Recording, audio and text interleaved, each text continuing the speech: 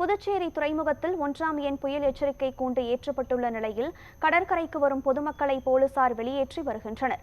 இதுகுறித்த கூடுதல் தகவல்களை நமது செய்தியாளர் ராஜகுமார் வழங்க கேட்கலாம்.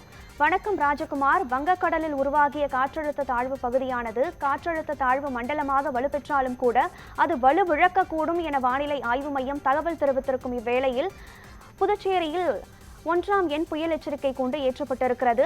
இந்நிலையில் அங்கு வருபவர்களை காவல்துறையினர் அப்புறப்படுத்தி வருகின்றனர். இது தொடர்பான விவரங்களை பதிவு செய்யுங்கள். புதுச்சேரி துறைமுகத்தில் 1ஆம் எண் புயல் எச்சரிக்கை கூண்டு ஏற்றப்பட்டிருக்கிறது. இதன் காரணமாக கடலும் அதிக சீற்றத்துடன் காணப்படுவதால் புதுச்சேரி கடற்கரை சாலைக்கு வரக்கூடிய சுற்றுலா பயணிகளை காவல்துறை வெளியேற்றி வருகின்றனர். ஒடிசா மாநிலம் அருகே வங்கக்கடலில் இந்த காற்றழுத்த தாழ்வு நிலை என்பது தாழ்வு மண்டலமாக உருவாகியிருக்கிறது.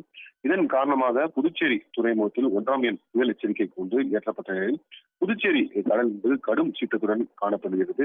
இந்த காலை முதல் கடல் சீற்றத்துடன் காணப்பட்டு கடல் அலைகள் ஆர்ப்பரித்து கொண்டு 5 அடி வரை எழுந்துகிறது.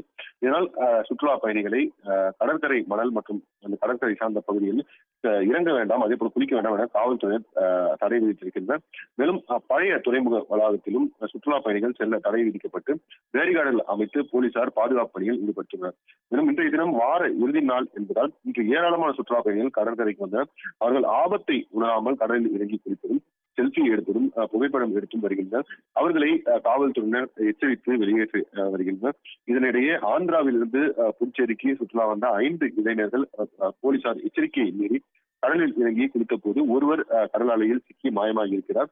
அவரையும் தற்போது மீனவர்கள் மற்றும் கடலோர போலீசார் தேடி வருகின்றனர். முதற்கட்ட விசாரணையில் அந்த மாணவர் திருச்சியில் பிடெக் 1ஆம் ஆண்டு படிக்கும் ஆந்திராவை சேர்ந்த மாணவர் என்பதும் தெரிய வந்திருக்கிறது. தொடர்ந்து கடற்கரை சாலை முழுவதும் கடல் சீற்றத்துடன் காணப்படுவதால் அந்த பகுதிகளில் சுற்றுலா பயணிகள் மற்றும் கடலில் இறங்க தடை விதித்து காவல்துறையினர் கடலில் இறங்குவதும் எச்சரித்து வெளியேற்றி வருகின்றனர். தகவல்களை வழங்கியமைக்கு நன்றி ராஜகுமார்.